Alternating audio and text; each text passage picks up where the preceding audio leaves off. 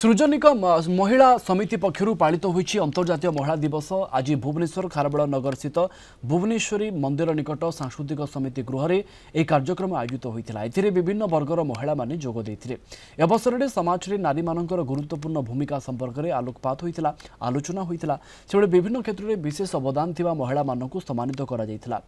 समितिर सभानेत्री अनुपमा महापात्र सभापतित्व में आयोजित कार्यक्रम में वरिष्ठ सांबादिक प्रदेश पट्टनायक समेत अन्य विशिष्ट व्यक्ति माने जोग देथिले।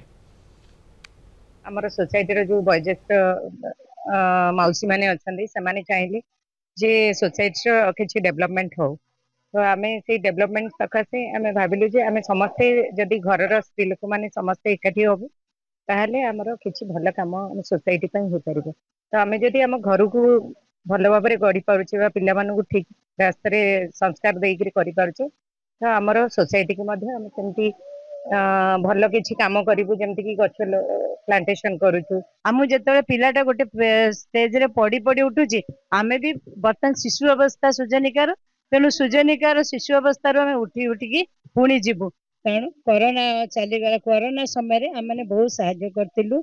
आमे चारियाडे रास्ता रे पोस्टर मारिथिलु केमिति रहिले कोरोना व्यापीबनी आ समस्त को खाद्य रंधा खाद्य वितरण करथिलु और अन्न माना सुखिला खाद्य मध्य गरीब लोक मान को वितरण करथिलु। हमर साई बाबा कहते तू जो 10 अक्षर शिखिलु से 10 अक्षर 10टा पिला को बांटी करी तापरे मर जा संगरे नै जीव नै बोले कहते सेति पे मु पिलाकर जो अन्याय होउची पाठ र पढला को सेति पे टिके पाठ पढेबा को लास्ट 24 इयर चलानी चेष्टा करछि। एटा गोटे अद्भुत कथा जे मु ओडिया जाने नै पुणी मु ओडिया नुवे तथापि ओडिया से माने के शिखिकरी पढ़ाऊँ।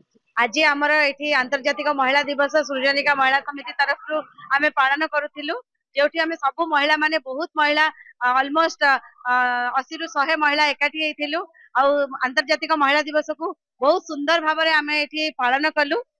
आंतर्जातिक महिला दिवस रे नारीर माने समाज गठन रे नारीर भूमिका बहुत रही। नारीर भूमिका ता घर ठार ही आरंभ हुए। नारी को जदि ता घरे सम्मान मिले ते बाहर को बाहर की गले समस्त सम्मान दबा शिखती।